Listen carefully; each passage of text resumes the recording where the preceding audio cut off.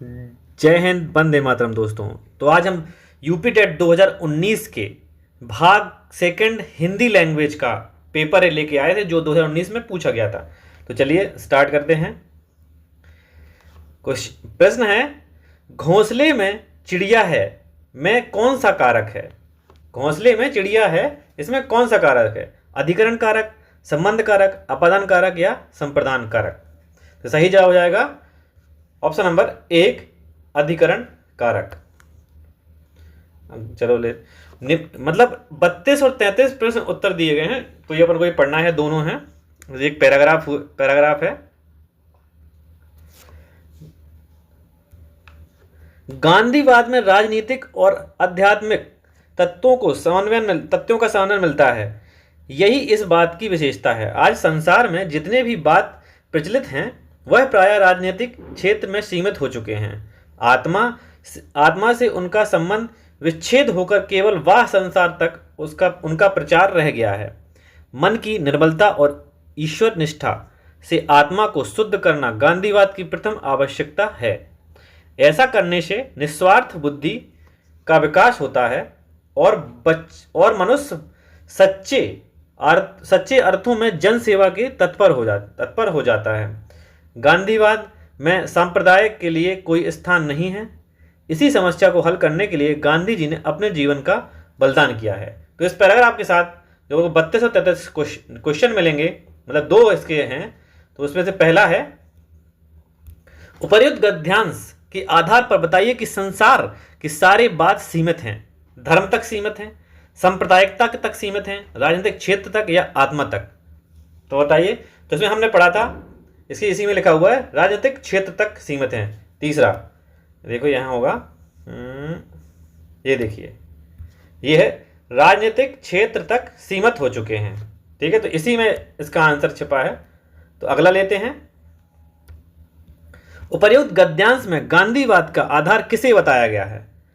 राजनीतिक अध्यात्म और सांप्रदायिकता को, जनसेवा और आध्यात्म को, या राजनीतिक और आध्यात्मिक तत्व को, ईश्वर और निष्ठा के मन की निर्मलता को? इसका सही जवाब हो जाएगा ऑप्शन नंबर 3, राजनीतिक और आध्यात्मिक तत्व को। इसी में देखो होगा राजनीतिक और आध्यात्मिक तत्व को माना गया है।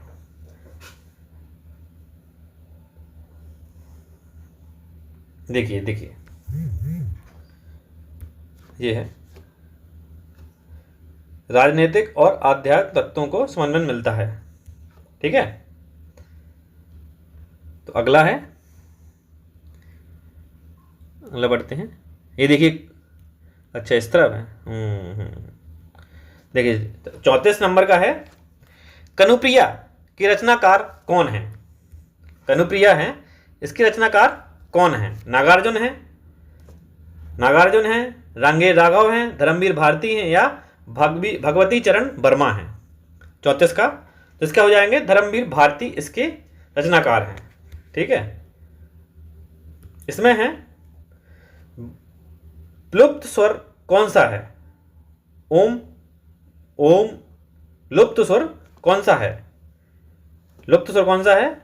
इसमें है दूसरा, ये वाला। इसमें लुप्त मतलब इसमें इसलिए लुप्त है क्योंकि इसमें ये वाला बीच वाला है ना, ये ऊ है, ये इसमें लुप्त है, इसलिए लुप्त स्वर यही होगा। ठीक है, अगला है,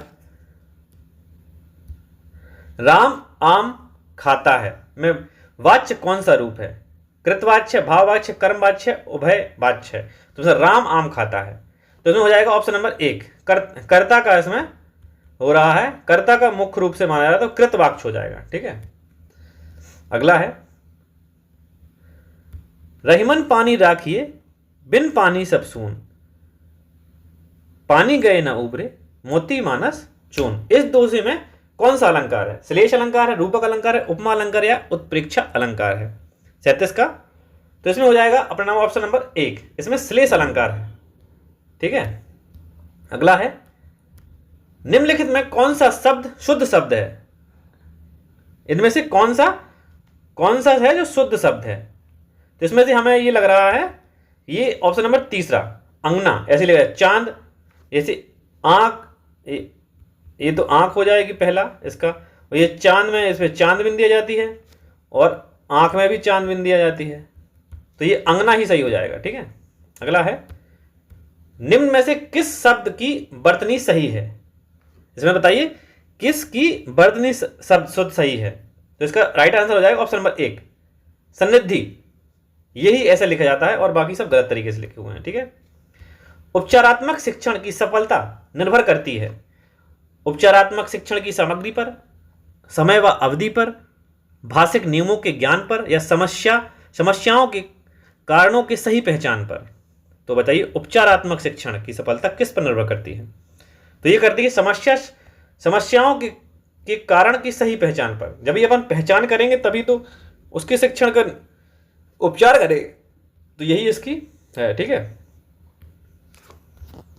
अगला ठीक है अपन यहाँ, हाँ 40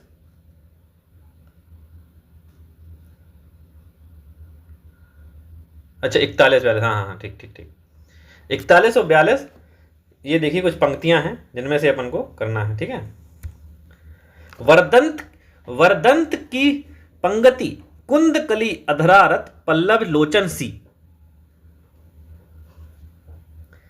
वर्दंत की पंगति कुंद कली अधराधर पल्लव लोचन की, चपला चमके धन बीज जगे, छवि मोतिन माल अमोलन की, धुर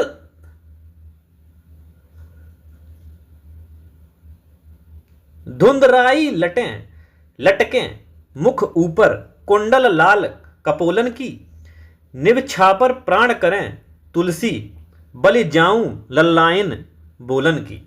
तो इसमें से ये अपनी 4 पंक्तियां हैं, तो इनमें से इस पद्यांश में कौन सा रस है? शांत रस है, वात्सल रस है, या करुण रस है, या श्रृंगार रस है?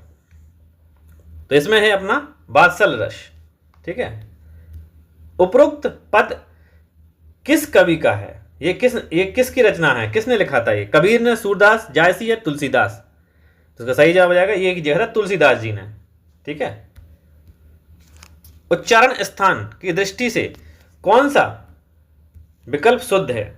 पा, सा, या सा ये वाला, ये शा, शाटी शा, या फिर चा? बताइए कौन सा वर्ग में आता है? ये कौन सा सही है? इसमें शुद्ध सही चुनना है अपन को। तो ये हो जाएगा सा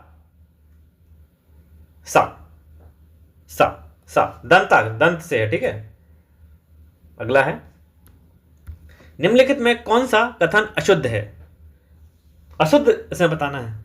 विसर्ग कंठ वर्ण है, हिंदी में ज्ञा का उच्चारण परंपरा से भिन्न हो गया है, 2 महाप्राण व्यंजकों का उच्चारण एक साथ हो सकता है, 6 संयुक्त व्यंजन है। बताइए 44 का क्या है? तो हो जाएगा ये जो ऑप्शन नंबर 3, ये अशुद्ध है, क्योंकि ये 2 महाप्राण व्यंजनों का उच्चारण एक साथ नहीं किया जा सकता, तो यही गलत है। विसर्ग कंठ वर्ग है, ये भी सही है। ठीक है, और हिंदी गा ये परस्पर भिन्न हो जाए, ये भी, और छा ये संयुक्त है। ठीक है, तो ये सही है। और इसमें पूछा है अशुद्ध पूछा है, तो ये ऑप्शन नंबर 3 हो जाएगा इसका। ठीक है, अगला है मेरे लड़के ने मेरी आज्ञा का पालन नहीं किया। वाक्य में लड़के के विषय में कौन सा विकल्प अशुद्ध है? बताइए कौन सा विकल्प अशुद्ध है? मेरे लड़के में एक वचन भी है, एक लड़का है, मेरा लड़का है, कर्ता भी है, और ये पुल्लिंग भी है लड़का, ये बहुवचन नहीं है। ठीक है, बहुवचन नहीं है, इसलिए इसका आंसर है जो ऑप्शन नंबर 4 ही हो जाएगा सही। ठीक है, अगला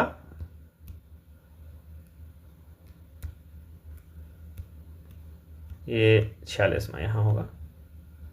ठीक, 46वां है निम्नलिखित में से कौन सा शब्द तद्भव है? नाथ, खेत, त्रिकुट या प्रभु? तो ये नाथ देखिए ये तत्सम है, और ये त्रिकुटी भी तत्सम है, प्रभु भी तत्सम है, तो इसका सही जवाब जाएगा ऑप्शन नंबर बी, मतलब 2 खेत, यही है। ठीक है, खेत ही है, यही तद्भव शब्द है, तो इसका सही आंसर खेत। अगला है निम्नलिखित में से कौन सा शब्द देशज शब्द है? पतलून, लाश, धड़ाम या औरत? बताइए देशज शब्द पूछ रहा है, देशज और विदेशज शब्द, ठीक है, तो इसमें देशज शब्द पूछा है उसने, देशज, तो इसमें हो जाएगा धड़ाम, ऑप्शन नंबर 3 यही हो जाएगा देशज शब्द, ठीक है। 48 है, छछूंदर के सिर पर चमेली का तेल का अर्थ क्या है? पहला, योग्य व्यक्ति को अच्छी चीज देना या मिथ्या आडंबर। तीसरा है, अयोग्य व्यक्ति को अच्छी चीज देना, अधिक पाने की लालच करना। तो इसमें भाई छछूंदर के सिर पर चमेली का तेल, तो सही जवाब हो जाएगा ऑप्शन नंबर 3, हो जाएगा अयोग्य व्यक्ति को अच्छी चीज देना, ठीक है। अगला है, ऋग्वेद का संधि विच्छेद क्या है? तो ऋग्वेद का संधि विच्छेद क्या है? ये हो जाएगा ऑप्शन नंबर 2, ऋग प्लस वेद, ठीक। अगला है, आप बीती शब्द में समास है, तत्पुरुष समास है, द्वंद्व समास है, कर्मधारय या द्विगु समास है? तो जो आप बीती है इसमें है तत्पुरुष समास, ऑप्शन नंबर 1 सही जवाब। प्रयोजन का समानार्थी शब्द नहीं है, प्रयोजन का समानार्थी शब्द नहीं है। प्रयोजन किसी मतलब अपन कोई कार्य करने के लिए कुछ मतलब कुछ भी करते हैं तो उद्देश्य, प्रयोजन का उद्देश्य, हेतु भी है, इस कार्य हेतु मतलब ये लक्ष्य का प्रयोजन कर रहे हैं, इस मतलब लक्ष्य हेतु, तो इसका ये आ जाएगा ऑप्शन नंबर 4, यही नियोजन इसका शब्द का शब्द नहीं है, समानार्थी शब्द ये नहीं है नियोजन, ठीक है। अगला है,